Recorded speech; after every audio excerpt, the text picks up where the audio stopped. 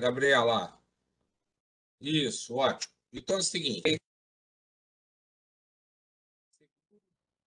Bom, então assim, voltando tudo de novo, né? Assim, desde o boa noite, né? Boa noite para todo mundo que está chegando. A gente sabe que daqui a pouquinho vai ter muito bem mais gente aqui. Algumas pessoas vão vir pelo vídeo depois. Eu vou tentar colocar isso no canal do YouTube também, para todo mundo poder acompanhar. Então, assim, datas, né? Hoje, esse mini curso faz parte de uma atividade acadêmica do MBA Saúde Suplementar, né? E aí, enfim, né? O de semana que vem, no dia 14, do MBA Governança, Risco, Controles e Compliance, dia 21 e 28, respectivamente, dos dois nossos MBAs seguros, no dia 21 e no dia 28, gestão de hospitais e clínicas, e no dia 5 de julho, um para todo mundo, que é como fazer seu TCC sem susto, né? E aí para todos os alunos e convidados, pessoas que quiserem assistir. Muito bem. Todo mundo está me ouvindo? Só confirma aqui. A Carla disse que tinha parado novamente o áudio, agora tá legal, já descobriu o que era. Então vamos, né, falar do nosso assunto aqui assim. A saúde suplementar está vendo um momento diferente, muito diferente. Assim, a pandemia veio e ela expôs, né, um monte de coisas aí que a gente está tentando gerir, né, a partir daqui. Isso vem em conjunto com um aperto regulatório, digamos assim, né, que já era previsto, tá? Bom, quando a gente olha lá para trás, né, e assim, e eu tenho uma opinião bastante bem consolidada sobre o assunto, como a saúde suplementar se espelhou na área de seguros, né, para fazer as coisas, e até se vocês me permitam aqui pouquinho de história, né, o que aconteceu? Lá atrás, quando eu estava em uma seguradora e a área de saúde começou a ser efetivada, né? Eu lembro que eu estava fazendo uma reunião com um novo postulante a diretor de saúde e eu tinha algumas dúvidas. Eu fui conversar com ele, eu falei com ele na época, né, dizendo o seguinte, né? Escuta, como é que vai funcionar esse negócio de saúde? Porque é diferente, né? Tem hospital, tem clínica, tem médico, uma opção de coisa para regular. E essa pessoa na época disse assim, bom, funciona igual automóvel. Eu disse, mas como assim automóvel? Eu disse assim, veja só, olha só. Em automóvel, nós não cobrimos a perda parcial mecânica. Então, se o cara tiver um problema mecânico, ele não tem cobertura. Legal. Mas se ele tiver uma pequena colisão, ou se precisar, quer dizer, de uma coisa maior, aí sim, ele vai para a oficina e a gente conserta o carro dele lá. No saúde é mais ou menos a mesma coisa. Assim, vai ter os médicos, tudo bem, um monte de médicos conveniados, isso não é problema. O problema é quando o cara vai para o hospital. Mas o hospital funciona igualzinho. É como se fosse uma oficina mecânica. O cara passou na porta, fez o orçamento, aspas, diagnóstico, né? E a partir daí, ó, o cara vai ser tratado ali dentro da mesma forma que se faz funilaria, se faz um tipo de outra coisa qualquer, e no final você entrega o carro para o cliente novinho, consertado, pintado e, se Deus quiser, lavado e com um tapetinho daquele de papel no chão para o cliente ficar satisfeito. Então, gente, assim, a saúde suplementar começou no Brasil realmente com esta cabeça, com essa forma de pensar. E, mais recentemente, 21 anos depois do processo de início de regulação, a gente está começando a entender que é muito mais do que isso, né? Todo mundo acha que as pessoas que são mais acadêmicas já entenderam isso há muito tempo, desde o início até. Quem entendeu o SUS e a saúde suplementar, quer dizer, tinha entendido, né, como uma forma de consertar as coisas que eram muito confusas, principalmente a parte de contratos, mas na prática, hoje a gente está começando a perceber que não se faz saúde suplementar sem investimento em saúde, né? Basicamente, o pensamento anterior é o pensamento da oficina, quebrou, conserta, né? Só que esse quebrou, conserta começou a ficar caro demais. Porque, assim, meio que parafraseando de novo o mercado de automóveis, às vezes o para-choque é importado, ou seja, às vezes o remédio que você tem que dar para o cliente é importado, o procedimento que você tem que fazer, tem que dar para o cliente é um procedimento diferenciado e caro, paga em dólar às vezes, então, enfim, o custo da contraprestação na saúde suplementar começou a impactar demais, né, o processo como um todo, a ponto de algumas operadoras, quando olhavam para o futuro, temiam pela sua própria solvência, né? E para quem conhece o assunto, para quem já é aluno do curso, sabe disso, que já passou por isso, a gente tem no curso, quer dizer, professores de todas as áreas, inclusive da ANS, né? Pessoal da área de contabilidade da ANS, da área de solvência da ANS, da área jurídica da ANS, né? Enfim, outras áreas, da área de promoção de saúde da ANS e outras. E pessoas também que têm operadoras e, enfim, corretoras no mercado, estudiosos do assunto, né? Então, assim, a gente acaba tendo um debate, né, bastante interessante sobre tudo isso. E é assim, né? A perspectiva de insolvência de alguns atores do mercado, a médio e longo prazo, ela era bastante real, né? E a gente até questionava nesse processo como é que a ia se fazer em relação à precificação, toda a discussão da precificação e da remuneração por valor, né? Ao invés de se pagar simplesmente por serviço prestado, enfim, né? E tudo isto, né, assim, traz um momento, né, completamente trouxe para nós um momento completamente diferente ao final, basicamente, de 2019. E a grave crise financeira e econômica, política, né, que o país se meteu nos últimos 10 anos, fazia com que a quantidade de empregos de carteira assinada caiu vertiginosamente, não foi a pandemia que fez isso, antes já era assim. A saúde suplementar chegou aí a praticamente 46.800 milhões de pessoas atendidas, quando já esteve com 51 só o saúde, né, sem contar o odontológico. E, enfim, quer dizer, na prática, se temia, né, que você não tivesse uma massa de pessoas, basicamente, né, empresas pagando, né, planos de saúde para os seus funcionários. Isso poderia impactar demais o sistema, pois, de um lado, a arrecadação diminui, não importa reajuste aqui, né?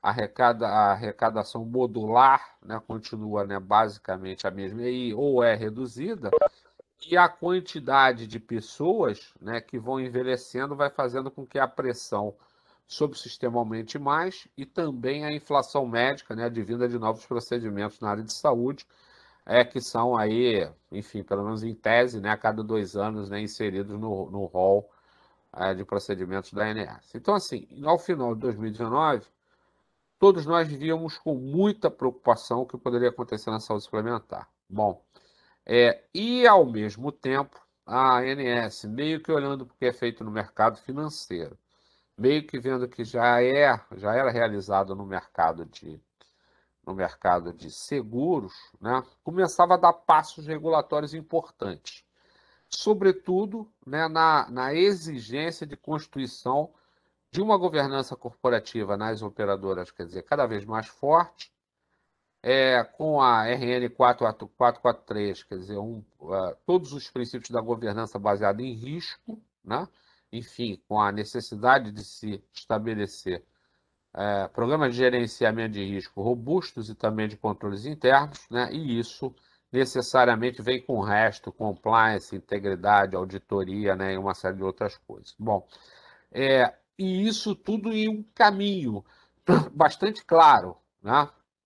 Um caminho da mão do Estado regulador, fazer com que o mercado paulatinamente se ajustasse a práticas de primeiro mundo, né? Já que nós aí somos postulantes aí, por exemplo, né?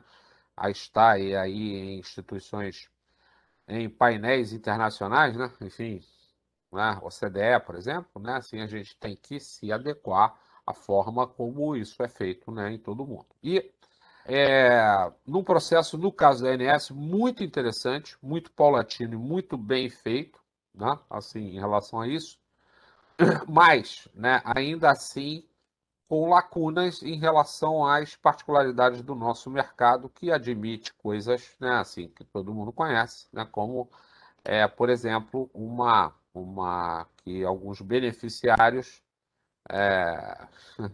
em alguns segmentos, né, enfim, assistenciais façam per capita 6 utilizações de ressonância magnética por ano, né? Assim que é um absurdo, né? O Brasil é o país do mundo onde as pessoas vão mais ao médico em tese. São, em média, 6 consultas por ano. 6 consultas por ano por beneficiário da saúde suplementar. Então, estamos falando de 47 milhões de pessoas fazendo 6 consultas cada um por ano, em média, né? Enfim, isso significa alguma coisa, né? Um ambiente, segundo pesquisa do Instituto de Estudos da Saúde Suplementar, que existe carregando junto uma fraude de 18% daquilo que é arrecadado, né? Então, assim, da contraprestação, perdão. Então, assim, 18% da contraprestação é fraude, segundo estudos aí do ISS, né? Então, assim, tem muita coisa para fazer nesse ambiente, né? E muita coisa para ser feita à frente, tá? Bom, então, assim, com esse pequeno introito, né? Assim, já dá para a gente falar que a pandemia chegou, março de 2020, né? E havia ainda há, né, muita preocupação em relação à capacidade de atendimento à saúde suplementar. Ela foi impactada no primeiro momento, ali no primeiro momento da pandemia em março, mas depois não, né? A gente viu, né, que assim as cirurgias foram sendo postergadas, os atendimentos, né, e tudo isso.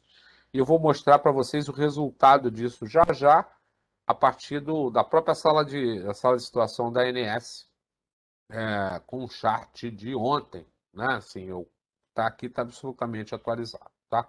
Então me deixa compartilhar uma tela aqui com vocês, para a gente apresentar algumas coisas aqui, para a gente poder ir conversando e animando a nossa conversa aqui. É, eu vou deixar aqui o meu bate-papo aberto, que aí assim a gente pode ir vendo e vocês comentam, né? E aí alguém falou aqui, quem foi? Foi a Carla, né? Que falou assim, esse é o motivo das operadoras estarem optando por medicina familiar, focando mais no atendimento ambulatorial e prevenção, correto? Sim. É assim, né? As operadoras começaram a perceber, Carla, que sem olharem, né, para o atendimento básico, né, ali, né, enfim, olhar efetivamente para a saúde, não tem saída, né? Ou você tira o beneficiário de dentro do hospital, né, tira essa prática do brasileiro que vai fazer consulta em hospital, né, ali no pronto-socorro, onde ele não devia estar, e você tem que fazer o caminho contrário. Em vez dele vir até o hospital, você tem que ir até ele com programas, né, de promoção e prevenção à saúde, fazendo com que você antecipe coisas que podem acontecer lá na frente. Então, assim, por exemplo, né, a prevalência de pressão arterial, né, hipertensão arterial, são coisas que você pode fazer no ambiente ambulatorial, né? Desde que você comece a atrair as pessoas para esse ambiente, né? Não tem sentido que alguém tenha um plano de saúde e não usar.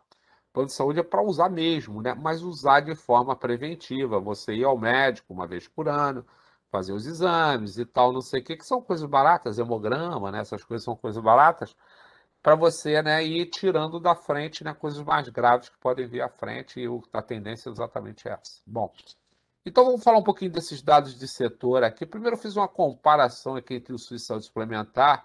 Isso aqui pode ser entendido como combate às fake news, né, em relação à saúde suplementar. Você vê assim que, por exemplo, no atendimento ambulatorial da saúde suplementar é quase que o dobro do SUS. Muito grande, né?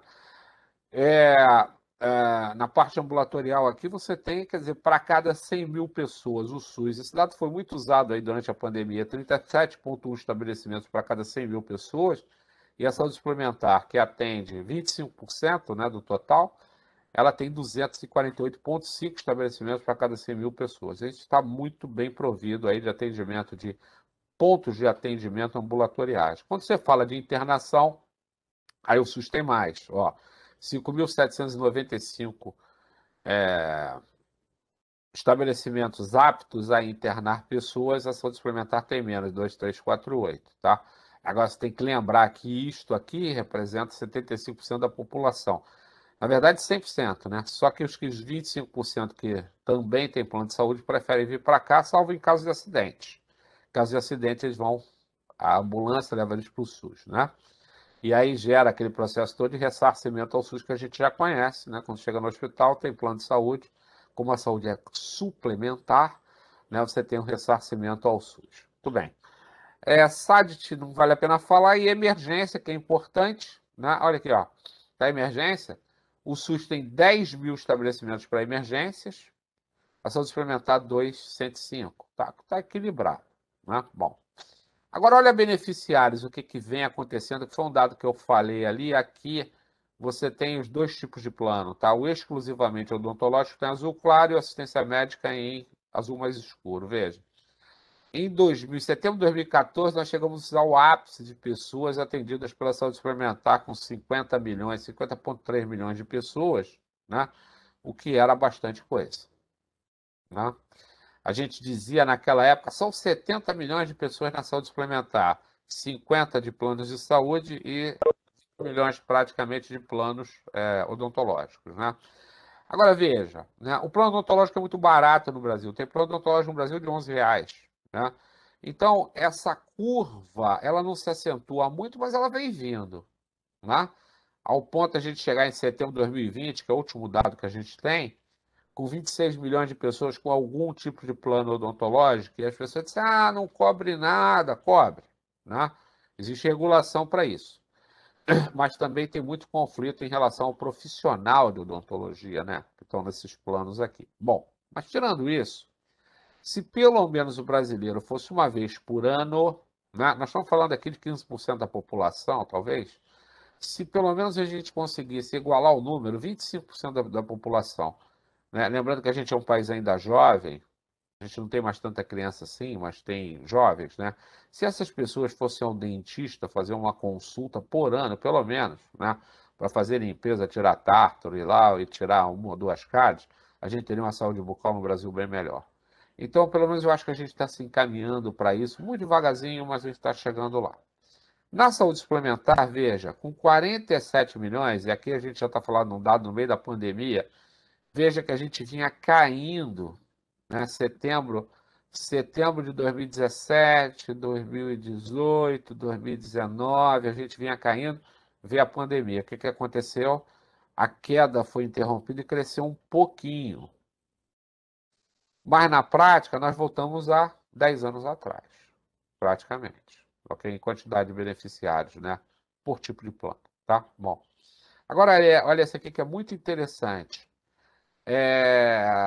Distribuição de beneficiários de planos médicos hospitalares por tipo de contratação. Então, veja, o individual, que é o de baixo aqui, ó, ele continua, ele era 21%, né? Aqui, lá atrás, em setembro de 2010, 10 anos depois, ele não se mexeu muito, 19,1%.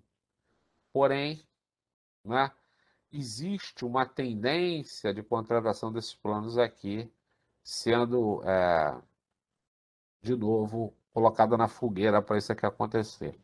Aí disse, tá bom, Sérgio, Ricardo, por que cai? Então, cai porque, basicamente, né, as pessoas que ainda estão em planos individuais neste momento, a grande massa, são de pessoas de mais idade. E como o preço disso aqui ficou muito caro, as pessoas acabam não tendo condição de pagar e vão saindo, não é? Mas já existe, quer dizer, uma tendência de você ter planos individuais mais baratos para todo mundo, até porque o reajuste é menor, né? O reajuste é o reajuste lá cravado que a ANS dá, e em comparação com outros tipos de plano, empresarial, enfim, coletivo por adesão, né? Talvez você olhando para médio e longo prazo seja vantajoso fazer isso. Bom, os empresariais, veja, né? Assim, a gente está mais ou menos estabilizado aqui a partir de 2014, né? 66, 67% do todo, planos empresariais pagos pelas empresas, com ou sem participação dos funcionários, né? Que isso é uma outra conversa. E o coletivo por adesão foi o que mais, né, se mexeu, porque ele saiu de 15,7% lá em 2010 e hoje, na L13, ele perdeu 2 pontos aqui. É uma tendência, né? Então, existe uma tendência de troca dos planos coletivos por adesão para planos individuais, né? Isso a mais médio e longo prazo. Muito bem. Em relação a onde estão esses planos, veja, que interessante, né? Nós estamos falando aqui 2010 contra 2015, meio da década, né? E 2020, ok? E aí, o que que acontece, né? Quando a gente olha para as regiões, a região metropolitana aqui, você vê que a queda acontece, né? Assim, a gente volta ao patamar de 2010 justamente aqui nas regiões metropolitanas, né? E nas capitais. Porque no interior, um pouquinho de variação aqui, talvez por conta já da crise, mas assim, no interior, a coisa fica mais interessante como um todo, ó, tá? E no Brasil, né, você vê que a queda acontece justamente aqui no meio do caminho por conta da crise, que é bem interessante. Agora, há que se falar aqui de uma coisa chamada cadeia produtiva da saúde, né, que isso que é importante. É que eu estou falando da saúde como um todo, né? Tem um dado, né, interessante aqui que diz o seguinte: a cadeia produtiva da saúde, eu estou olhando aqui, as operadoras de saúde suplementar, mais hospitais, mais clínica, mais médico, mais tudo, né? Elas representam aí 9,1% do PIB brasileiro. O mercado de seguros como um todo, representa já 7% do PIB. Só o mercado de seguros, né? O mercado de saúde aqui 9,1%. É muito interessante, né? 11,6% da força de trabalho no país, né? Gera 5,1, que é esse dado aqui, 5,068,064, 5,1 milhões de empregos de carteira assinada, né? Sendo 3,5 milhões na iniciativa privada e 1,5 milhão, né, de estatutários aí na área pública.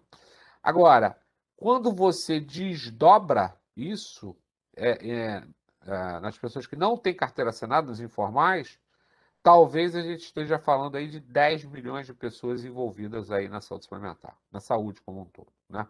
Que é um dado muito interessante. E aqui, quando você olha para a taxa de crescimento em 12 meses, né, você vê com pandemia, com tudo, a cadeia produtiva da saúde cresceu 3,4%. Né? E todo dia você tem notícia que vai abrir hospital e clínica, né?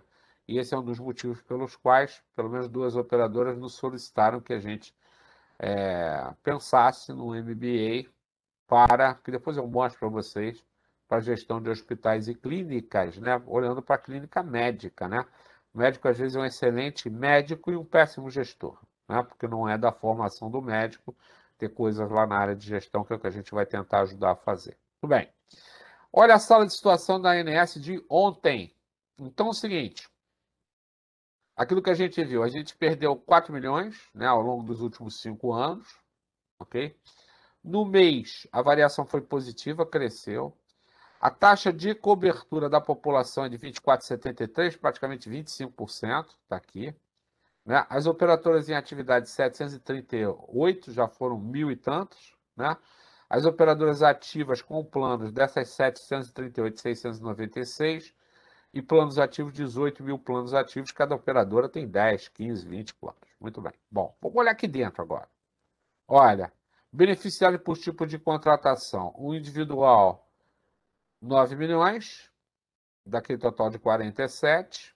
O coletivo tem 2 tipos. O coletivo empresarial, 32 milhões, e pela adesão, 6 milhões. Tem que ele é menor que o individual. E o coletivo não identificado, 426, e planos não identificados que não importam. Tá? Bom.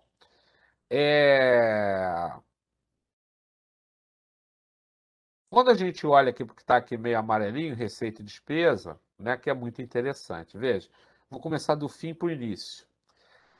Quando a saúde suplementar foi pensada, ela foi pensada aqui com uma sinistralidade de 70%. Por que 70%? Só para fazer a conta ao contrário. 70% de sinistralidade com 17%, naquela época, 18% de despesa administrativa. O mundo era muito mais manual do que é hoje. Hoje o mundo é muito mais digital. Então você precisava de muita gente para fazer a coisa. Bom, então a gente está falando que 70 com 18, nós estamos falando aqui de 88, né? para você gerir o negócio, tá legal? Mais ou menos 2, 3% de despesas de comercialização, né, e etc. Não, despesas de comercialização, 4%.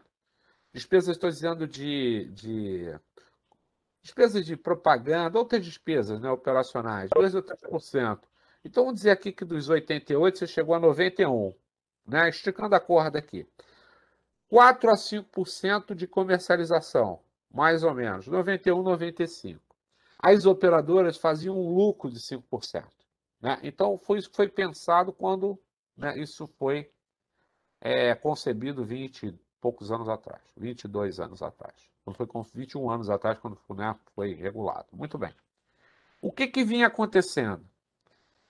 A sinistralidade, entenda a sinistralidade, né, como a divisão, né, das despesas assistenciais sobre a receita. Tá legal? Então, essa sinistralidade aqui, em média, já chegou a 84 e não sei quanto. Vamos fazer a mesma conta? Já com uma despesa administrativa menor, tá legal? Vou trabalhar com 15, porque as operadoras, nesse tempo, investiram em tecnologia, né? Claro, para reduzir custos. Então, do que eu estou falando? 84, 85, quase, mais 15 despesas administrativas, chegamos aos 90. 90 com 2, 3 de outras despesas, 93. 93 com 5 de comercialização, 4, 5 de comercialização, esse 93 virou 98. E a operadora colocava no bolso 2. Ok? Então a saúde suplementar começou a ser um mau negócio, lá atrás, até 2018. Muito bem. Aí veio os efeitos, né? Você vê 2019, quarto trimestre de 2019, antes da pandemia, muito trabalho, muita redução de custo, muita negociação de rede, muita negociação de pacote. Final de 2019, a sinistralidade tinha caído média para 82,4, algumas operadoras melhor que isso, outras piores que isso. Bom, aí veio a pandemia, né? E eu vou olhar só o último trimestre de 2020. Os reajustes foram empurrados para frente, então isso aqui não tem efeito de reajuste, tá legal? Veja, sem reajuste, se arrecadou mais, 209 milhões para 219 milhões, a despesa assistencial caiu 7 milhões aqui, e a saúde suplementar fez um resultado de 75,4, ou seja, né, por conta de tudo que aconteceu, das pessoas não quererem ao médico, e isso tem efeitos danosos, né, na saúde das pessoas e tal, mas, em parte, o abuso, o uso indiscriminado, também foi freado. A gente não sabe para que patamar isso vai voltar. Não sabe, né? Porque a gente ainda está em pandemia. E muita gente que é consciente ainda está aí com os que podem se segurando em casa. Mas, e tem um monte de coisa retida aí, cirurgias que as pessoas não fizeram, que vão fazer à frente e tal. Mas, de todo jeito, você vê, caiu para 75,4. Então, aquilo que tinha sido projetado lá 21 anos atrás, agora tem uma nova composição. Olha aqui, ó, sem reajuste, hein? 75,4, né? Mais os 15 de despesa administrativa, que já é até menor, mas vamos trabalhar com os 15, né? Então, nós estamos falando de 90, né? 90 mais 2, 2, 3 mais os 4. Nós estamos falando assim, as operadoras fizeram o dobro de resultado que fizeram em 2019. Não é? Isso sem reajuste. Agora, vamos lembrar que em 2021, o que aconteceu? Todo o reajuste do ano passado não cobrado está sendo cobrado em 12 vezes. Né?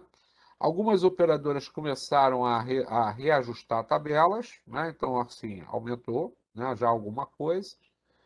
Tabelas de venda para novos planos.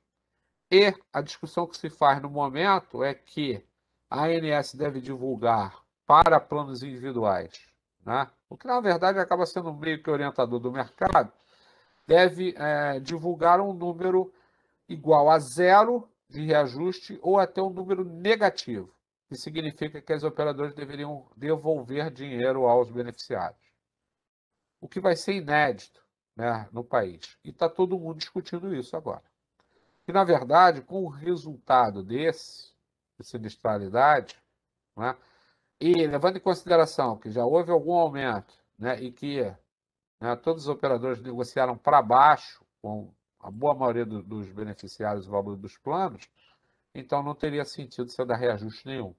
Então, assim, a minha expectativa é que a ANS divulgue um reajuste para planos individuais igual a zero. E eu estou com muita curiosidade, né, para entender como é que vai ser o reajuste das carteiras, o que significa o reajuste dos planos empresariais, sobretudo os planos até 29 vidas, aí, que são regidos pela média, né, da carteira de cada uma das operadoras. Tá certo? Né? Então, isso deve ser muito interessante da gente ver aí nos próximos meses e discutir, sobretudo o pessoal que está no MBA, discutir isso em sala de aula. Vai ser muito legal, né? Com todos vocês aí, com os professores do curso, enfim, vai ser muito bacana, né, fazer isso, né? Algumas outras informações aqui, eu peguei uma informação que já tem um tempinho do ISS, mas assim, ela se mantém, é muito interessante. Olha só, uma coisa que eu estava falando aqui com a Carla. Carla, olha só, 20% dos atendimentos na saúde suplementar acontecem, né, em pronto-socorro, que é um absurdo, né? Né? Então, né, assim, 20%. Essas pessoas não deveriam estar sendo atendidas lá, devia estar no ambiente ambulatorial. Mas o cara tem a carteirinha na mão, ele conhece o hospital e vai ao hospital. A história que eu falei para você das 6 consultas por beneficiário ano, é um absurdo. Quem você conhece que vai 6 vezes ao médico por ano? Não é? Enfim. Mas tem gente que vai muito mais do que 6. E aí o número na média fica igual a esse aqui. A distribuição por número de consultas médicas por especialidade, você vê. Aí aparece clínica média. Puxa, imagina, né, se o primeiro médico que a gente fosse consultar fosse realmente um, né, um clínico médico. A gente vai direto no especialista, o que está errado. Né? Então, assim, no fundo, isso acontece porque esse cara aqui está lá no pronto-socorro. Né? No pronto-socorro, o gastro também é clínico geral, né? Todos eles são, né? Então ele atende lá como clínico geral. O neurologista lá é clínico geral. Então acaba que todo mundo é clínico geral. Se a gente abstrair isso, você veja, 9,1% é ginecologista e obstetrícia, depois pediatria, oftalmologia, traumatortopedia, cardiologia, dermatologia e por aí vai. Né? Então, assim, é uma distribuição, quer dizer, bastante interessante, diferente de outros países do mundo. O número de terapias, você vê que o número de terapia vem crescendo. Isso aqui é 17 contra 18, mas assim, eu não tenho o número 19 ainda, não foi liberado um estudo de acesso em relação a isso, mas assim, deve se manter em crescimento. Né? Então, quantidade de terapias realizadas por beneficiário, né, em média.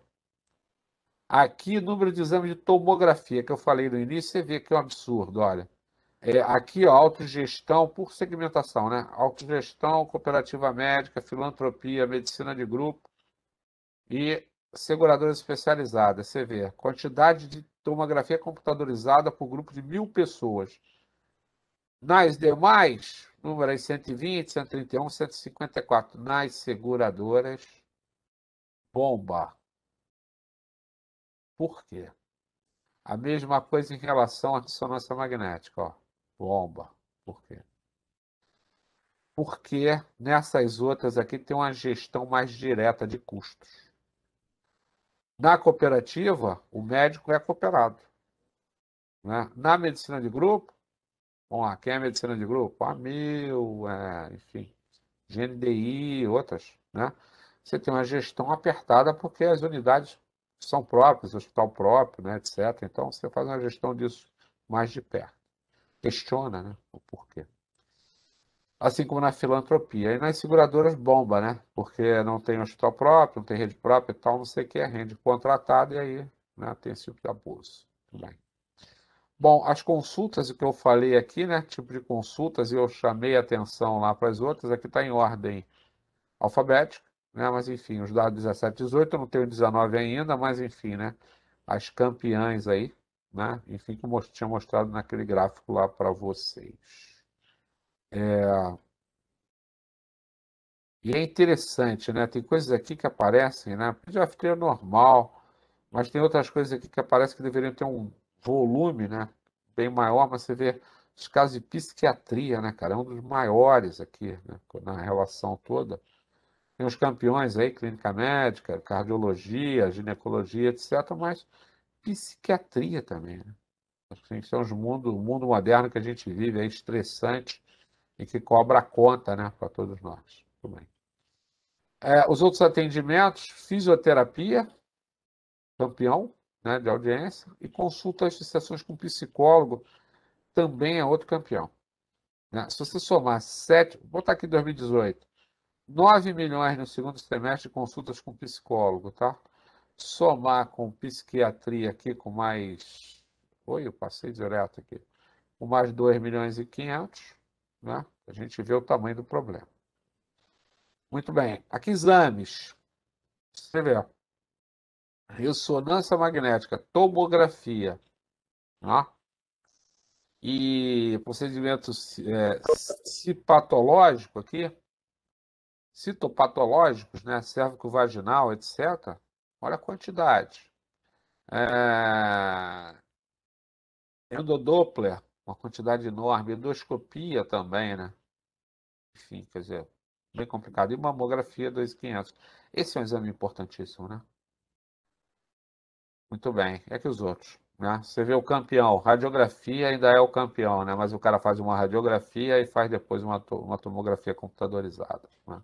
Enfim, porque quando você vai ao médico, você quer sair de lá com todos os exames do mundo para provar e reprovar, comprovar e recomprovar, né, aquilo que você tem. Diferente daquele velho médico, né, que faz anamnese, né, nas pessoas e, né, às vezes consulta de 40, 50, uma hora, e que o cara, né, sabia tudo de você, né? E aí trabalhava com probabilidade, né, do que ia acontecer e acertavam mais, no final das contas, sem necessidade de exames. Reclamações, que foi uma coisa que eu passei aqui para vocês, olha, o consumidor está aprendendo a IANS, o que é desesperador, né? Então, olha só, demanda dos consumidores por reclamação ao longo de um ano, 14 mil, é nada. 14 mil contra 47 milhões, nada. Basicamente os motivos, ó, cobertura, né? Outros temas, mensalidade de reajuste e contratos e regulamentos. Isso se espelha aqui, né? No gráfico da própria ANS, olha, né? Que mostra as reclamações dos beneficiários aqui, todas do tipo, né? Você vê as coisas aqui mais importantes: gerenciamento das ações de saúde por parte da operadora, autorização, franquia, coparticipação e outras que as pessoas reclamam muito, mas basicamente porque não entendem contrato, que contrataram. E os prazos, né, máximos para atendimento regulados, 14.11, rede de atendimento e tal, mas o número efetivo é um número pequeno, aí da ordem de 15 mil reclamações ano, que é nada, né, para um sistema do tamanho que a gente tem. Problemas. Então, agora vamos começar a falar aqui um pouquinho desses problemas a resolver, né, que são complicados, que a gente tem que olhar para médio e longo prazo aqui. São as coisas mais interessantes a gente aqui a falar. Bom, primeira coisa, a saúde suplementar precisa aumentar receitas, tá? E não dá para fazer isso mais com reajuste, tem que vender mais. Para vender mais, isso é fortemente impactado pela atividade econômica, a capacidade das empresas, né, gerarem empregos, né, e a pressão por benefícios sociais, né? Então, assim, né, se você tem um ambiente de pobreza absoluta, que é o quase que a gente está vivendo, se coloca na mesa dizendo assim, que, olha, eu pago plano de saúde, plano odontológico, eu pago salário. Tem jeito, né? Muita gente foi demitida. Então, a massa aí de pessoas, talvez 15 milhões de pessoas aí desempregadas, né? E gente até que não procura mais emprego. Então, a saúde suplementar tem que arrumar um jeito de aumentar as receitas. Na minha opinião, data vênia a quem pensar, eu não sou advogado, data vênia a quem pensar diferente de mim, a saída, e ela está mais ou menos clara na minha cabeça, é as operadoras começarem a namorar com planos individuais, novamente. Tá? É, de baixo custo. Né? Enfim. Então, essa solução desse problema que é aumentar receitas, ele vai depender um pouco da recuperação econômica do país, da capacidade de abrir negócios, empreender, da capacidade de gerar grana, né? Enfim, gerar recursos, para aí sim poder contratar novamente plano de saúde para os funcionários, tá? As grandes empresas, né? Elas não são importantes contratantes, mas, assim, né, o mundo, o crescimento do país passa pelas pequenas empresas. Então, são essas aí que tem que ser o grande foco. Para reduzir custo, né, não tem jeito. Custo fixo e variável, para custo fixo, tem que reduzir o imobilizado, que é sede luxuosa, né, automóvel, né, essas coisas todas, né, e focar exatamente naquilo que é necessário. Reduzir pessoal e outras despesas administrativas, ou seja, sem prejuízo do atendimento. Então, é um investimento fortíssimo em TI para resolver problemas de processo. Lembrem, há 2 anos, não é? A grande maioria das operadoras transitavam, na hora de fazer implantação de planos, com papel. Algumas ainda fazem isso. E hoje quase todas elas já são digitais. Isso tirou um monte de coisa do meio do caminho, né? Você imagina, você pega uma listagem de documentos que tem que entregar, uma pilha, um bolo de papel enorme, né? Quase que desse tamanho aqui assim, para entregar, para fazer a implantação de um plano de saúde. Agora você pode fazer tudo isso aqui de uma forma eletrônica. Pelo menos você manda o PDF, né? E lá tem um robô que ele é PDF, do outro lado, da operadora.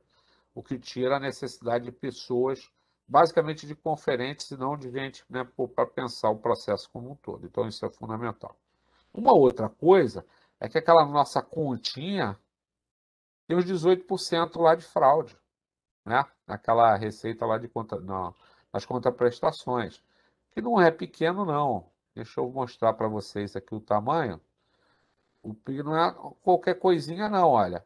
Se eu tenho despesa assistencial de 165 milhões, nós estamos falando aqui de 30 milhões.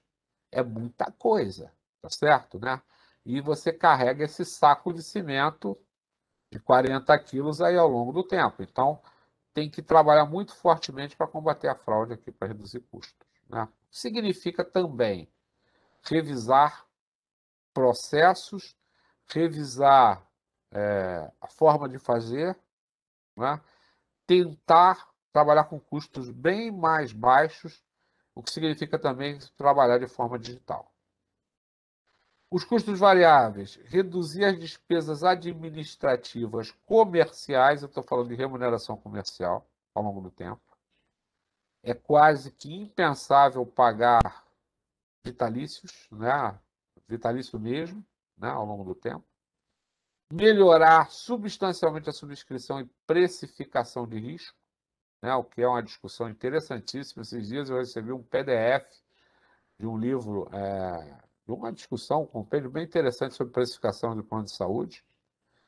E é uma coisa que eu me debato há muito tempo sobre isso aqui, como é que você faz subscrição preditiva em saúde, coisa que o pessoal já faz no exterior, que não é olhando para trás, é olhando para frente, né, e usando modelos estatísticos, né, bastante interessantes, um pouco diferentes dos modelos que a gente usa hoje. E, evidentemente, uma coisa fundamental aqui, melhorar o monitoramento de contas médicas e hospitalares. E se a gente quiser avançar nessa coisa, substituir um processo de substituição do tratamento da doença para o tratamento da saúde, né? Ou seja, com investimento aí na atenção básica, com investimento aí em trazer as pessoas, né, para dentro das unidades ambulatoriais para que você possa fazer medicina preditiva, né, e preventiva, para que você tire essas pessoas anos à frente aí dos riscos maiores aí e dos maiores custos na saúde suplementar. Fundamental fazer. É a mesma história lá das mudanças climáticas, né? Todo mundo sabe o que está acontecendo e muita gente, muito pouca gente faz alguma coisa. Então, na saúde suplementar, todo mundo sabe, mas muito pouca gente a sério faz alguma coisa. Então, mas essa mentalidade está começando a mudar e as operadoras, sobretudo, estão começando a perceber que precisam fazer e fazer já, né? Inclusive com um foco em algumas especialidades médicas que são, por exemplo, já que você tem o pediatra, né? Tem um outro nome para médico que cuida de adolescente, que eu me esqueci, mas devem ter os mediatras, né? Para pessoas aqui como da minha idade, e já já eu estarei me consultando com um geriatra, né? Daqui a alguns anos, porque eu especializado em velho, né? Velho, metade das dores que sentem, né? A dor que sente é a dor da inatividade. Então, o papel do geriatra vai ser fundamental, como é o papel do pediatra. Não é isso? Né? Até para que faça as pessoas acordarem para tomar vacina. Eu falo isso com os meus amigos, né, de brincadeira, que eles já estão chegando nos 60. Eu digo assim: vem cá, você já se programou para tomar vacina contra pneumonia? 90% deles não sabem que existe vacina para pneumonia, assim como não sabem que tem vacina para hepatite, vacina para febre amarela, vacina para uma opção de coisa, ninguém sabe. E eu fico brincando assim, tem que voltar à infância, né? Pegar aquela carteirinha de vacinação, né? E com a carteirinha de vacinação você, mesmo a carteirinha que você tinha lá quando você era criança, não é isso? Você, né, utilizar a carteirinha, né, para a velhice também, entendeu? Né? Então é isso, tem que fazer. As pessoas têm que se conscientizar que é necessário, né? E isso é saúde preventiva. Muito bem. Uma outra coisa fundamental para as operadoras é se antecipar à regulação. Ou seja, se você já sabe qual é o caminho que a coisa está tomando, você tem que reduzir o impacto regulatório se antecipando à regulação. Só para falar de um exemplo, se sabe, não é, que o mercado financeiro fez open banking, né? O mercado de seguros está sendo chamado para fazer o Open Insurance, não é? A saúde suplementar será chamada para o Open Health. Ah, mas o mercado de seguros e o mercado bancário estão lá no Sistema Financeiro Nacional. Verdade, né? Mas por que não fazer aqui do lado da saúde também? Né? Vem por aí. A forte regulação de governança, gestão de riscos, controles internos, ela aconteceu primeiro no mundo, depois o Banco Central abraçou, depois o mercado de seguros abraçou e a saúde suplementar começou a abraçar agora. Os passos na saúde suplementar são mais lentos que os passos que foram dados no mercado de seguros, então é necessário se antecipar isso e fazer as coisas acontecerem. Uma outra coisa importante, né? A substituição tecnológica, porque ela vai acontecer, né? Quando você, e já começou a acontecer, você entra em contato em algum lugar, uma página, te joga no chat, o chat te joga no WhatsApp, o WhatsApp você é atendido por robô. E cada vez que você deixa lá uma informação que ele não sabe responder, ele aprende. E na próxima vez, nas próximas vezes, ele possivelmente vai ter resposta para você. Essa substituição, que é lá no atendimento, ela vai acontecer em várias outras coisas, inclusive no autoatendimento. Não é isso? Antes da pandemia, a gente discutia aí com o Conselho Federal, com o arcaico Conselho Federal de Medicina, né? Arcaico, se podia ter telemedicina ou não e tal, não sei o que, não sei o que lá. Hoje, telemedicina é uma realidade, gente. Não volta mais. Entendeu? Não volta mais.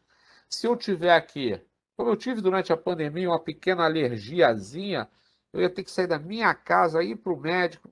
Aí eu cheguei, pô, doutor, dá para fazer por telemedicina? Dá. Vamos embora. Botei minha frente aqui numa câmera de alta definição, bati 5 fotos para ele, mandei para lá e o cara me devolveu lá um cremezinho que era causado por álcool gel, né? Se a gente está passando álcool gel direto, ele dá uma coceirinha álcool gel de vez em quando lá, porque ele retira muita água da pele. Então, assim, eu não quero ficar sentado no consultório médico esperando lá 2 horas para ser atendido. Tempo é dinheiro, eu preciso fazer outras coisas, né? Claro que nas coisas mais graves será possível. Veja, já há relatos no mundo em que cirurgias são feitas por robô. Né? Da mesma forma que canal de dente é feito por robô, por uma maquininha que faz o canal de dente. Então, assim, a substituição tecnológica ela é muito cara no início e muito barata, né, à medida que o tempo passa. E a gente tem que descobrir que tipo de substituição tecnológica a gente vai fazer na saúde suplementar e como é que a gente vai fazer. Uma delas, né? Identificação facial reduz aquela fraude absurdamente. Porque uma das fraudes mais comuns é o uso da carteirinha. Não é isso? Tá? É o senhor? Sou eu. Assina aqui o papelzinho. O cara vai lá, assina o papelzinho. Dali para frente o cara está sendo atendido. Né? Uma outra coisa a discutir. Que tipo de estratégia de negócio vai ser feita? Uma estratégia vertical ou horizontal? Vertical, né? Eu presto serviço do início ao fim. Eu como operadora, sou dona do hospital, das clínicas, enfim. Tenho os médicos contratados e etc. Ou horizontal, como operam as seguradoras hoje. Contrato tudo e aperto, né, lá na gestão de custos no fim. Que gestão de custos é mais efetiva? Aquela em que você tem que gerenciar no dia a dia ou aquela que você estabelece o preço? Ou o valor, né, no outro tipo de remuneração? A remuneração por valor agregado. Né? Bom, em um slide tem um monte de coisa para fazer. Isso aqui garante emprego de alguém por 50 anos, se você abraçar uma dessas áreas aqui. Mas é necessário fazer. E mais, né? É necessário que a saúde operação, saúde suplementar e a saúde como um todo converse com o principal prestador de serviço da saúde, que é o médico, que parece que essas áreas estão em lados opostos. Né? É fundamental você, em qualquer forma de interpretação estratégica, que você tenha o teu fornecedor abraçado com você. E isso não é o que acontece. Você tem conflitos de interesse seríssimos entre quem presta o serviço médico e hospital e as operadoras de saúde suplementar. Então é necessário resolver isso, né? Trazer todo mundo para falar a mesma língua. Muito bem. Uma coisa que eu sempre, todas as vezes que eu converso sobre saúde suplementar, eu falo é essa coisa da simetria de informações em saúde, né? E por isso eu vou insistir, marquem a data, por favor, dia 5 de junho, né? Hoje, 7 de junho de 2021. Vocês me ouviram falar de Open Health, né? Ou seja, compartilhamento de dados na saúde suplementar entre as operadoras. Tá legal? E isso não é impedido pela LGPD, né? Desde que feito dentro de bases seguras. Bem, isso é tão importante para a saúde suplementar porque isso aqui bate de frente com a coisa que chama de assimetria das informações. O que é isso? Como é que você subscreve e precifica risco se as informações que você tem dos beneficiários, perdão, elas são muito abstratas? Eu tenho do beneficiário a idade, a profissão, o sexo e um pequeno histórico desse beneficiário que tem a ver apenas com aquilo que ele declara na DPS, na Declaração Pessoal de Saúde. Eu não consigo olhar para dados e fatos. Eu não consigo olhar para esse cara no passado.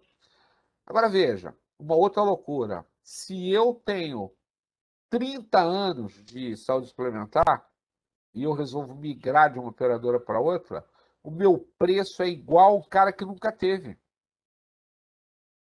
Agora, a pergunta: quanto é que vale o meu histórico na saúde suplementar?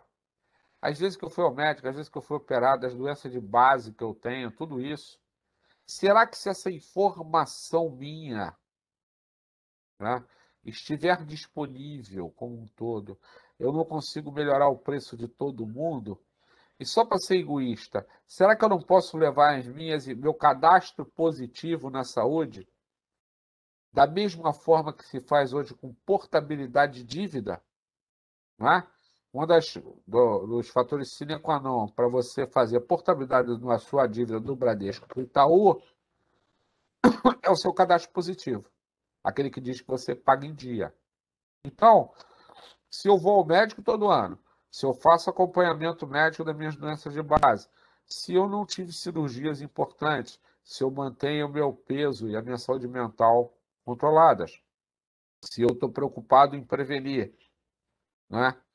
eu devo ter um valor, aspas, né, como beneficiário melhor do que alguém que está entrando agora. E, portanto, o meu preço tem que ser diferenciado em relação àquele que está chegando agora. Mas, democraticamente, não se consegue fazer isso na saúde suplementar. Eu não consigo estabelecer um preço individualizado, né? E é por isso que o Open Health vai vir aí à frente. Não tem jeito, tá? Eu já tive algumas discussões com pessoas aqui, professores do curso, né? Enfim, pessoas que eu conheço que trabalham na saúde suplementar, e as pessoas ainda têm uma certa reticência. Aí eu começo a mostrar o que aconteceu no mercado bancário, o que está acontecendo no mercado de seguros, porque as consultas vieram agora, as consultas públicas, né, estão basicamente terminando. E quais são os objetivos que ninguém conseguiu entender ainda, mas assim, quando você olha para o mercado bancário, você consegue entender, quando você olha para o mundo, você consegue entender. Né? Então, isso vai acontecer aqui justamente para bater nesta coisa que é chamada assimetria de informações, que faz com que algumas operadoras tenham aquele resultado de sinistralidade diferente, né, da média do mercado, muito piores. Tá? Também para evitar essa coisa da seleção adversa por informação, que é você ter uma heterogeneidade de riscos muito grande, que somada com a simetria de informação acaba te levando a uma precificação ruim, entendeu? Né? Isso é fundamental para você ter uma carteira muito heterogênea, que te garante, né, que você tenha resultado. Seguradora, operadora de saúde não gosta de Mercedes-Benz, gosta de Palio. Por que eu estou dizendo isso? Palio, antigo Palio, né? Você tem Gol, ou sei lá, que carro que você tem hoje que é mais popular. Mas assim, são muitas unidades de coisas iguais, porque isso é fácil de precificar. O difícil de precificar é uma Mercedes, um Porsche Cayenne e uma BMW, entendeu? Né? Então, quanto mais heterogêneo, né? Quanto mais, perdão, homogêneo for o risco, melhor. Quanto mais aquilo se replicar como um perfil, melhor. Porque quanto mais heterogêneo, que é diferente de disperso, quanto mais heterogêneo for, quanto mais assimetria de informação eu tiver, mais eu estou pisando em ovos na hora de precificar. Né? E aí não se consegue fazer uma precificação boa, não se consegue dizer quanto é que aquilo vai custar de uma forma, né, perene, né, à frente, o que pode trazer muitos resultados adversos. Bom, é, o Estado, né, necessariamente, né, vai intervir, já está intervindo, né, porque através de regulação, sobretudo, né, porque é obrigação do Estado criar políticas equitativas, né, também cobrar o aumento da eficiência. Por quê? Porque, no final das contas, se não for eficiente, o preço é mais caro para todo mundo. E o Estado regulador quer, né, empurrar, né, para que você tenha excelência no processo, tenha um bom preço para todo mundo. Né? Então, no fundo, quando a gente olha para a atuação do Estado, que é a atuação da Agência Nacional de Saúde Suplementar, ela está preocupada com o financiamento do sistema, autofinanciamento do sistema, com a prestação de assistência, de acesso e qualidade, o nível de reclamação baixinho, né? E com a regulação em si, para ver se todo mundo está solvente. Né? Então, a gente poderia dizer, ainda, né, que a gente está no ambiente em que a demanda por saúde ela é irregular e imprevisível. Você vê o que aconteceu na pandemia. Todo mundo achava que ia explodir. O resultado foi muito melhor. Né? E essa incerteza, né, é uma incerteza que não é só matemática, que você não pode tratar, né, só de matemática. Né? A gente está perguntando aqui, uma dúvida, neste caso, não seria enquadrado, né, em uma seleção de risco, pois a operadora poderia cobrar mais caro para uma pessoa com um histórico tão positivo? Sim, claro que sim. Né? Mas veja, é ao contrário. Vamos voltar aqui? Né? Eu gostaria de cobrar exatamente pelo aquilo que você representa de risco. Né? Quando você olha para um indivíduo, né, assim, né, eu posso estabelecer limites. né? Então, essa pessoa que tem mais doença, mais desleixado, mais não sei o quê, fumante, alcoólatra, blá, blá, blá, ele tem que pagar mais caro para que os outros possam pagar mais barato. Sem dúvida. Automóvel, vou ao exemplo de automóvel, né? Aquele mau motorista que bate todo ano, ele não sobe classe de bônus no automóvel, no seguro, né? Aquele bom motorista, ele vai embora, entendeu? É isso. O conceito é esse mesmo, né? Você criar riscos que você subscrever riscos que você conheça, né? Uma outra coisa, né, que a gente tem que levar em consideração em relação à demanda é que, assim, existe uma demanda reprimida grande, todo mundo quer plano de saúde hoje, né? E, enfim, né? Mas não existe aí o fator econômico que permita que as pessoas entrem, né, nesse processo. Aí a Carla pergunta aqui, a sugestão é uma saúde suplementar mais ou menos como seguro de vida, na qual a precificação é baseada na história médica, é. Pois é, né? Assim, é isso, em parte é, né? Um processo mais acurado, né? De você identificar na entrada, né? Enfim, o histórico daquele segurado, ok? Mas a gente tem que lembrar, cara, que eu estava falando aqui, que se eu vier com o meu histórico, toma aqui, ó, tem um softwarezinho, alguma coisa aqui que está aqui a minha vida médica inteira. Como tem aí nos telefones, né? Alguns telefones têm isso. E tá aqui, ó, eu estou te entregando isso aqui para subscrição. E se isso tiver um limite, você sabe que você não vai ficar maior do que uma determinada banda, suponha, né? É bem razoável. E eu acho que é tendência, tá? Cada um de nós aqui sermos precificados pelo risco que a gente, né, apresenta ao sistema, lembrando que é um sistema privado, não é público. Não é isso? Né? É, uma outra coisa aqui que a gente vem falando no tempo é que a gente já se acelerou tanto nessa coisa da transição demográfica que nós estamos virando um país de média idade. A gente não tem tantos jovens assim, né? Um bom exemplo disso é o meu prédio, que eu moro em Botafogo, no Rio. Quando eu era garotinho, só tinha criança no prédio, hoje só tem velho, né? Então, assim, não tem tem duas crianças no prédio. Em 40 apartamentos tem duas crianças. Antigamente, quase todos os apartamentos tinham criança, né? Então, isso é o efeito que a gente consegue enxergar aí dessa transição demográfica que a gente, né, atropelou, né? E aconteceu por muitas coisas, né? A própria mortalidade no Brasil declinou radicalmente, né, dos anos 50 para cá. Do outro lado, as taxas de fecundidade também, né, aconteceram, né? Então, esse processo acaba acontecendo isso, você substitui, né, aquelas causas endêmicas de morte, né, doença transmissível e tal, nós trocamos tudo isso por vacina. Nós vacinamos todo mundo nesse país, né? E, evidentemente, você empurra com isso uma carga de mortalidade mais para os idosos, que, ao mesmo tempo, a medicina fez com que esses idosos durassem muito mais. E aí, o que acontece, né? Você tem gente crônica, às vezes, mas vivendo por 20, 25, 30 anos. Sem pandemia, nós já estaríamos aí beirando aí os 80 anos de média expectativa de vida, né? Estava 72, 75, se eu não me engano. A última vez que foi levantado, a gente já estaria aí mais perto dos 80, com certeza. Mas a Covid muda os números, né? E, evidentemente, né, você muda o que eu chamei aqui, né? De um predomínio de mortalidade para um outro patamar em que a morbidade é dominante. Então, assim, a gente está vendo aí nas vacinas, a quantidade de gente com comorbidade, né, que já tomou vacina, fez com que os postos de saúde de 59, 58, 57 aí estejam vazios. Porque, na prática, boa parte da população já se vacinou. Desse pessoal de 59, 58, eu tenho 58, 59, 58, etc., já tenha se vacinado porque foi vacinado por comorbidades, né? Ou por morbidade dominante, né? E é isso que está acontecendo. E a gente tem que olhar para isso. A saúde suplementar, as pessoas não aguentam pagar o custo mesmo quando chegam a 59. Eu vou fazer 59 esse ano em agosto.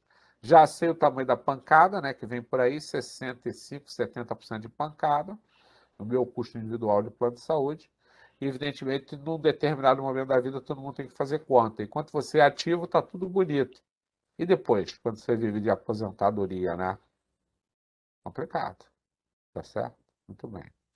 Só eu botei aqui nesse material que quem aí fez inscrição no curso aí, pagando o diplominha para receber e tal, vai receber esse material, mas, enfim, eu também pedi até a Gabi aí, depois da gravação, que eu quero botar lá no canal, meu canal no YouTube, que aí ajuda, né, as pessoas depois, enfim, né, duplicarem isso para todo mundo, né, e etc. Bom, e também boto lá no grupo de WhatsApp da turma. Essa transição epidemiológica, né, ela tem etapas, né, tem, em geral, 5 etapas, e assim que a academia estuda isso no mundo, né. No Brasil, né, a transição tem acontecido aí mais ou menos da mesma forma que nossos irmãos aqui, como Chile, Cuba e Costa Rica, né? Esse modelo é caracterizado por alguma coisa, não tem uma transição, mas uma superposição entre as etapas, né? Aquelas etapas aqui, ó, os estágios 1, 2, 3, 4, 5. A gente, teoricamente, chegou aqui no estágio 4, né? Declínio de mortalidade por doença cardiovascular, envelhecimento populacional, modificações no estilo de vida, doenças emergentes, etc. Nós estamos sendo 3 por 4 aqui, né? Agora veja, o estágio 2 era o desaparecimento da pandemia. Aí a pandemia voltou. As grandes pestes, né? Que nome dariam na Idade Média a esta peste que a gente está vivendo? Bom, reintrodução de é, doenças de país subemergente, dengue, cólera, né? Doenças sanitárias aqui mesmo, né? E algumas doenças aqui endêmicas, praticamente malária, hanseníase, leishmaniose. Você vê o que está acontecendo em Manaus lá, quando aquela água baixar, amigo, eu morei em Manaus. Quando aquela água baixar, o resultado será isso aqui, ó, leishmaniose e dengue pra caramba, né? Que é uma contra-transição que empurra um pouquinho isso aqui para frente. Mas, enfim, o processo, né, vai acabar, né, se caracterizando por uma transição, enfim, prolongada, o que acaba acelerando, no fundo, né, esse processo de transição epidemiológica. Então, assim, o nosso bônus epidemiológico, nós, por conta da nossa desorganização social, nós gastamos esse bônus rapidamente. E a gente, então, não tem como os mais novos pagarem para os mais velhos, entendeu? É isso que eu estou querendo dizer. O que significa a necessidade de uma precificação aí mais, né, importante, né, mais olhada, né, pelos grupos mesmo, né, com informação.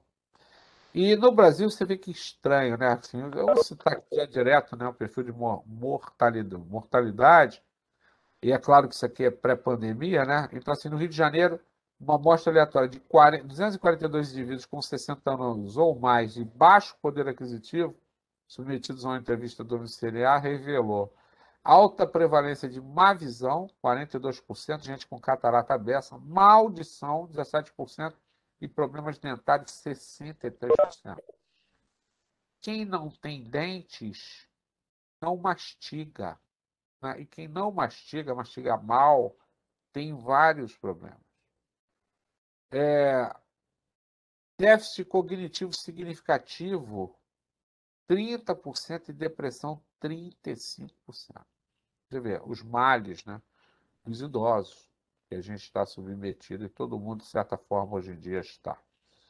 Os custos desse envelhecimento populacional, evidentemente, são bem mais altos, né, do que se você pudesse, né, enfim, ter um outro tipo de perfil demográfico. Mas não tem jeito, a gente vai se submeter a ele, né? Enfim, né? E com aquele processo de morbidade, né? Morbidade crônica, algumas pessoas vão ficar doentes por 30 anos, 35, 20 anos e etc.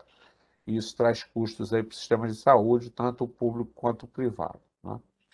Muito importante. E uma coisa que é fundamental como alternativas, né, a esse processo aqui, é aumentar a capacidade dos sistemas, né, do apoio formal e informal aos idosos. Então, nós estamos falando, não sei se vocês já perceberam isso, a quantidade de gente que está virando cuidador de idosos por falta de opção O que no final não é muito legal, mas se as pessoas puderem ser treinadas, já é muito bom, né, que isso aconteça.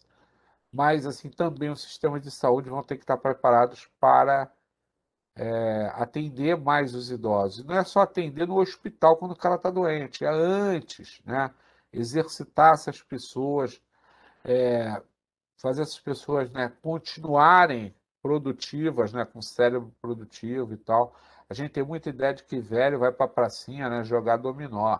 E não é nada disso. Tem muita gente aí muito produtiva aí na quarta idade, cara, assim, acima dos 80 anos, muita gente muito produtiva, dono de empresa, dono de comércio, né, e muita coisa assim. A gente precisa cuidar dessas pessoas, né? E, evidentemente, entender como é que você trata, né, essas morbidades ao longo do tempo, né, para que as pessoas tenham uma vida, né, bastante digna e razoável, né, em relação a tudo isso, né? Bom, alguns dados aqui eu mostro aqui há anos, porque é muito interessante. Acho que agora nós estamos em 2021, eu já vou mudar isso aqui. Mas, bom, olha só, dados da PNAD, SUS, estimativas, né, de 99 contra 2050. Então, nesse intervalo de tempo aqui, 50 anos, as consultas médicas iriam crescer 59%, os exames diagnósticos 96%, tratamento 122%, internações 39%. E neste mesmo período, 50 anos, a população brasileira cresceria 14%. Eu coloquei esse dado aqui para dizer que ele é mentiroso, porque todos esses índices aqui já cresceram mais 15% em relação ao que está aqui. Tá? Então, estou dizendo aqui o seguinte: esse 59, quase 60, virou 66, né? 66% já cresceu. 66%. Olha aquele dado que eu falei para vocês de 6 ou 7 consultas anos, né? Os tratamentos aqui idem, né? Enfim. Internação não dá para contar por conta da Covid, mas, enfim, é isso, né? Eu deixei para vocês aqui um filminho, que é uma graça aqui do Porta dos Fundos, né, para a gente entender por que os planos de saúde não param de subir, né, que é interessante para vocês verem depois. Mas, enfim, né, e aí, para falar um pouquinho de riscos, né, risco nas operadoras, que é muito importante. Tem risco nas OPS, operadoras de saúde suplementar, e isso está sendo muito estudado. Os riscos de subscrição, por conta de tudo que a gente falou, precificação, desenho de produto, evento, anticipação, comportamento dos clientes, tem muita gente estudando essa coisa de comportamento do cliente. Os riscos de crédito, né, a concentração em grandes empresas, que é complicado. Contraparte, né, enfim, né, com incapacidade de pagar, né, efetivamente, honrar os compromissos dos contratos de 12, 24 meses, etc. As coisas de mercado, juro, taxa de câmbio, moeda, inflação e por aí vai. Lembra que o câmbio tem um peso enorme na saúde suplementar. Nós somos um grande importador de insumos na saúde suplementar. Apesar disso. E mesmo com esse câmbio descontrolado que aconteceu aí nos últimos, está acontecendo aí nos últimos 2, 3 anos, descontroladíssimo, 4, né? A saúde suplementar está dando resultado, né? Enfim, a gente não se lembra, mas na última década o câmbio dobrou de tamanho. As falhas operacionais, os riscos operacionais, falhas de processo, etc., mudança ambiental, falha de estrutura organizacional, pessoas, etc., e os problemas legais, incluindo aqui a própria judicialização da saúde suplementar, que é um desespero. Muita coisa. Bom, para falar um pouquinho do ambiente, né, a gente tem que lembrar que saúde suplementar tem muitas entidades representativas, né? Eu listei algumas aqui para vocês, a Unidas, né? Assim, que é importantíssima, tem materiais importantíssimos lá na Unida, a Sinange também, FENCOM, FENASAúde, a ANAB, SINOG, enfim, a Abrange, CNS, tem muitas entidades aqui representativas de saúde suplementar e elas precisam ser ouvidas, né, o tempo inteiro, e a gente que trabalha com saúde suplementar, na área acadêmica, enfim, ou no mercado, a gente tem que estar antenado a buscar, botar essas páginas na internet dessa galera aqui, no nosso ambiente de busca, e até sinalizar quando tiver coisa nova lá, para que você possa, né, ir montando o teu repositório aqui para te ajudar a pensar em várias coisas diferentes. Esses aspectos regulatórios, então, são importantes desde a 9656/98 para cá, né? E assim, acompanhar o que acontece na ANS, assistir às reuniões colegiadas pelo YouTube, é muito importante. É muito importante para quem trabalha na área e até para conhecer as mudanças que estão acontecendo, né? Assim como entender direitinho o que é essa cadeia produtiva da saúde suplementar, com tudo que está envolvido aqui, que é importantíssimo também, né? Que a gente fala muito. E aí, para a gente marcar o assunto, eu trouxe um slidezinho aqui sobre Estado Regulador, né? A própria ANS, lembrando que são 21 anos de ANS, né? Que ela foi criada aí pela Lei 9961 de 2000, e regulamentada pelo Decreto 3327, né? E assim, esse é um marco no país, né? A nossa regulação da saúde suplementar tem apenas 21 anos e muita coisa foi feita. E veja, e embaixo dessa regulação tem quase 50 milhões de pessoas aí em saúde, né? E mais 20 milhões, 20 e poucos, 26 milhões na odontologia privada, né? E isso é enorme, né? Nós estamos falando aí de orçamentos aí estupidamente grandes. A ANS, que a gente vê, agora na pandemia ficou mais, enfim, flagrante para todo mundo, as pessoas começaram a conhecer a Anvisa, a ANS, né? E o sistema é exatamente o mesmo, né? Ela trabalha com diretoria colegiada, são 5 diretores com mandatos não coincidentes de 3 anos, admitido uma recondução uma recondução por indicação do ministro da Saúde. O diretor-presidente é nomeado pelo presidente da República, dentre os diretores, para mandato de 3 anos, admitido uma recondução e uma quarentena de 12 meses, né? Os tipos de planos, só para quem não está familiarizado com isso, individual, familiar, coletivo empresarial, coletivo de adesão, foi aqueles que eu mostrei lá na situação da ANS. Coberturas, né? Todos os planos pelo artigo 10 da 965/98, eles partem de um plano de referência, né? Definido por lei, né? E as coberturas mínimas obrigatórias são revistas a cada 2 anos pelo rol de procedimentos e eventos de saúde da ANS, que sempre causa muito furor, né? Muita discussão, que é bom. As coberturas excluídas também estão lá no artigo 10. Os tratamentos clínicos ou cirúrgicos, né, experimentais. Alguém vai me perguntar aqui se hidroxicloroquina é tratamento clínico experimental, né? Enfim, procedimentos clínicos ou cirúrgicos para fins estéticos, né? E também órtese, prótese, inseminação, tratamento de rejuvenescimento para desespero das mulheres e fornecimento de medicamentos importados não nacionalizados. Então, né, são regras excluídas lá por lei. Muito bem. Fornecimento de medicamentos para tratamento domiciliar, né, exceto, né, atinoneoplásticos domiciliares, etc. Fornecimento de próteses órteses, né, e também os tratamentos ilícitos ou antiéticos, assim definidos sob o aspecto médico ou não reconhecido pelas autoridades competentes. Prazos. Todo mundo reclama, né? Tem reclamação por causa de prazo de atendimento. Eu sempre trago aqui uma comparação do Brasil por lei, agora um pouco flexibilizada, né, por conta da pandemia, mas enfim. Consultas básicas têm que ser providas em no máximo 7 dias, em regiões em que o beneficiário reclama que não tem, especialistas em 14. E alta complexidade ou internação letiva em no máximo 21 dias. E lá fora, nos Estados Unidos, em média, consultas entre 15 e 27 dias, internação eletiva em cirurgias, né? Pacientes que esperam 3 meses por país, mais de 3 meses. Na Alemanha, 19% não são atendidos em 3 meses, na Itália, 36%, no Reino Unido, com NHS, 41,7% e em Portugal, 58,1%. Então, quem fala mal do Brasil, das coisas aqui que a gente fez, SUS, né, e a saúde suplementar, tem que primeiro entender do que está falando. Regras, né? Para migração e adaptação de contratos, migração e portabilidade bem definidas. Esta aqui, portabilidade, né, é muito mal compreendida pelas pessoas, as pessoas não usam, mas a migração já é um pouco melhor e a adaptação também dos contratos.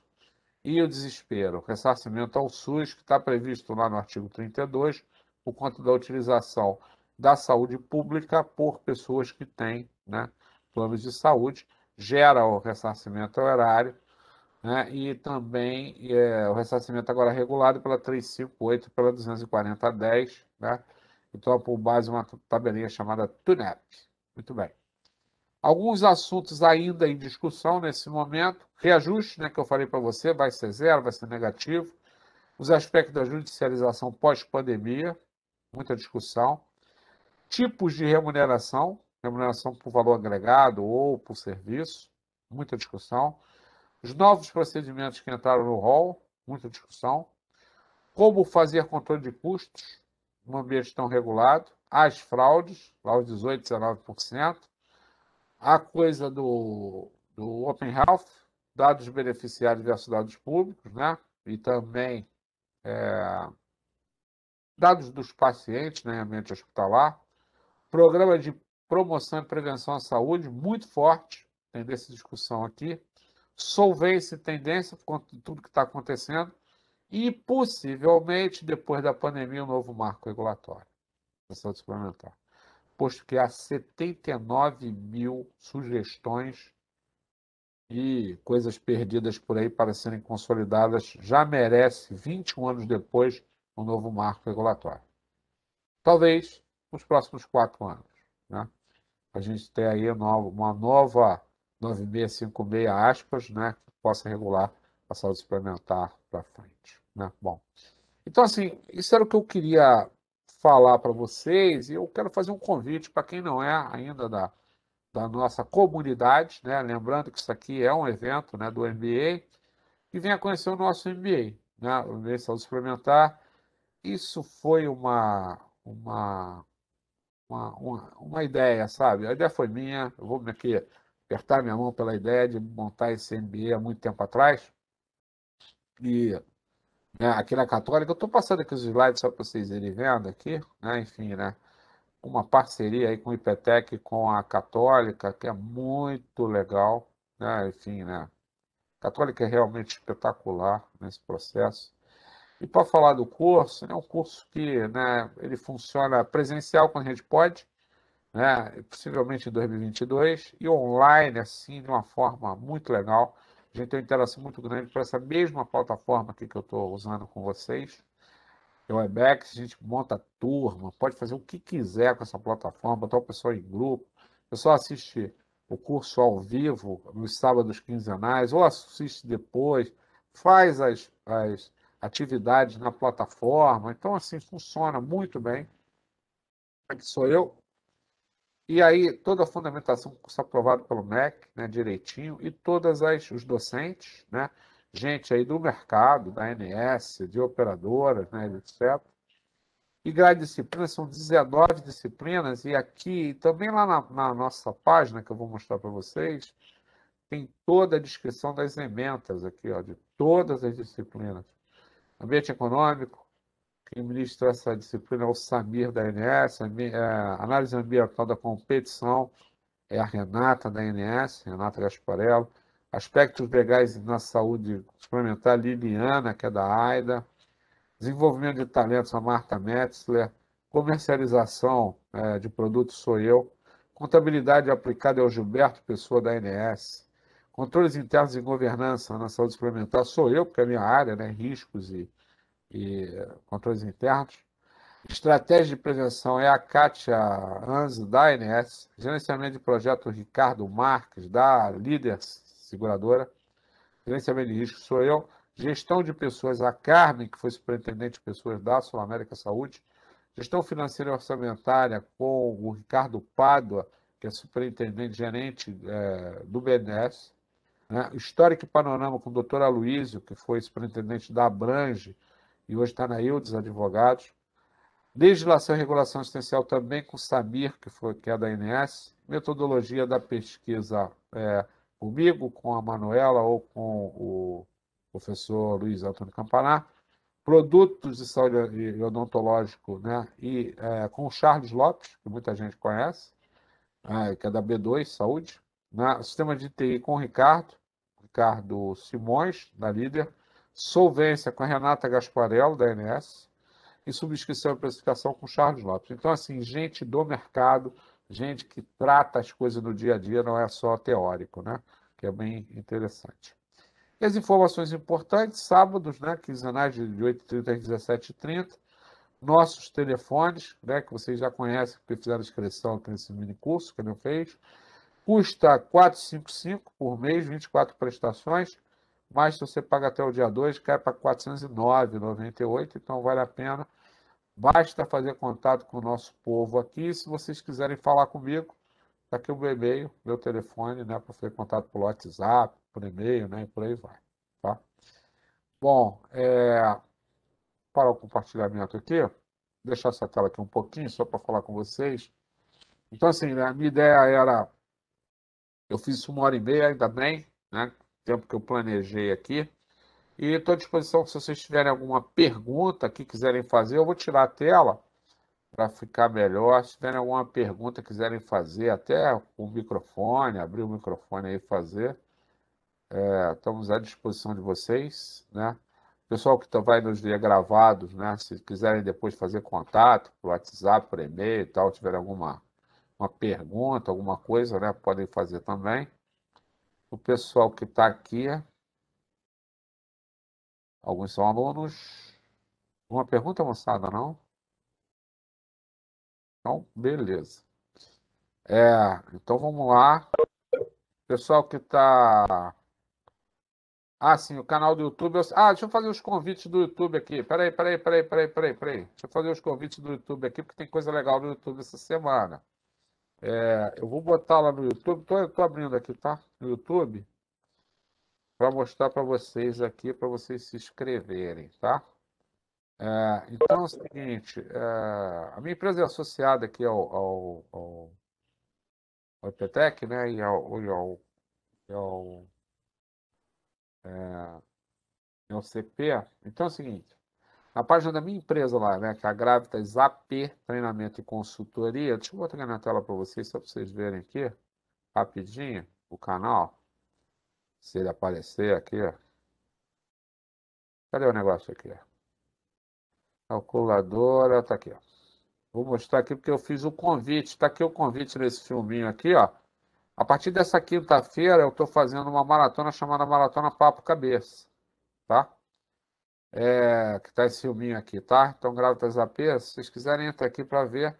É um convite para todas as quintas-feiras também. Assim, essa semana a gente vai falar de transformação digital, o pessoal que está na área de comercialização aí de planos de saúde e seguros. Muito interessante.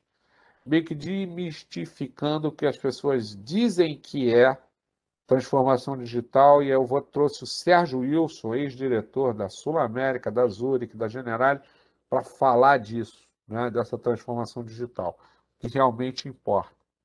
No dia 17, eu estou trazendo o Amândio Martins, que é o maior especialista do Brasil em consórcio, né? Enfim.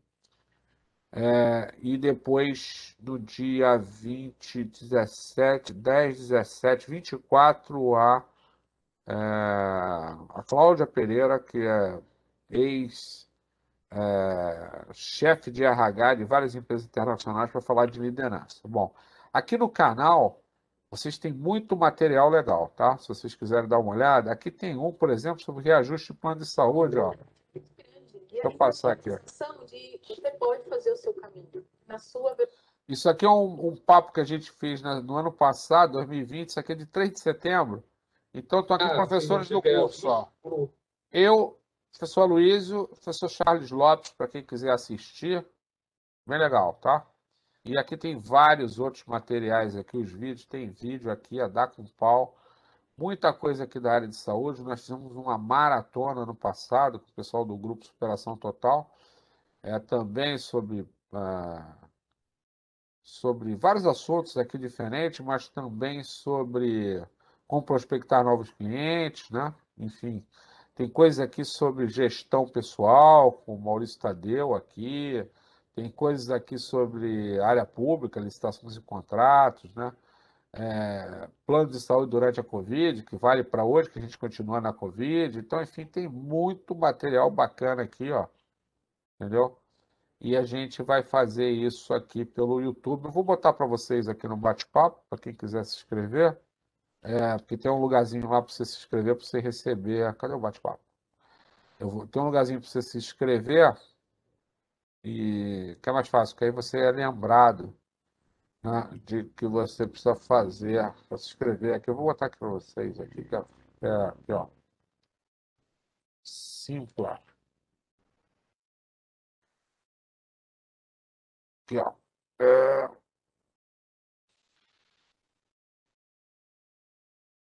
eu ver se está certo. Tá. E aí vocês recebem lá. E eu pedi a Gabi para depois falar com a Márcia, né, que é a gerente aqui do IPTEC, para depois mandar esse nosso bate-papo aqui, eu vou botar lá no canal do YouTube para quem quiser ver. Aí depois eu compartilho aí nos links nos links dos grupos de WhatsApp aí das turmas do MBA. E para as pessoas que não são do MBA, podem ver lá no canal do YouTube, né? E aí chamo os amigos para ver também. Eu queria reforçar com vocês o convite para quem quiser e puder de ser aluno do nosso MBA, porque eu garanto, Suzane aqui é a nossa aluna, aqui Patrícia eu garanto para vocês aqui, né, a qualidade do curso, né, assim, é muito bom mesmo, mesmo, né, assim, todo mundo, todos os alunos que eu pergunto ao final do curso, os alunos adoram, ok? E a gente está à disposição de vocês têm aí meu número de WhatsApp, né, que eu passei, enfim. Precisarem, por favor, entrem em contato. Beleza? Ok, gente? Obrigado por vocês terem estado aqui com a gente. Obrigado às pessoas que vão nos assistir depois também, né? Eu jurei para o William Bonner que eu ia entregar a nossa live de hoje aqui antes que ele começasse o Jornal Nacional e conseguir. Entendeu? Então, muito obrigado. Obrigado a todos aí. Gabi, obrigado pelo acompanhamento. Não sei se você está me ouvindo.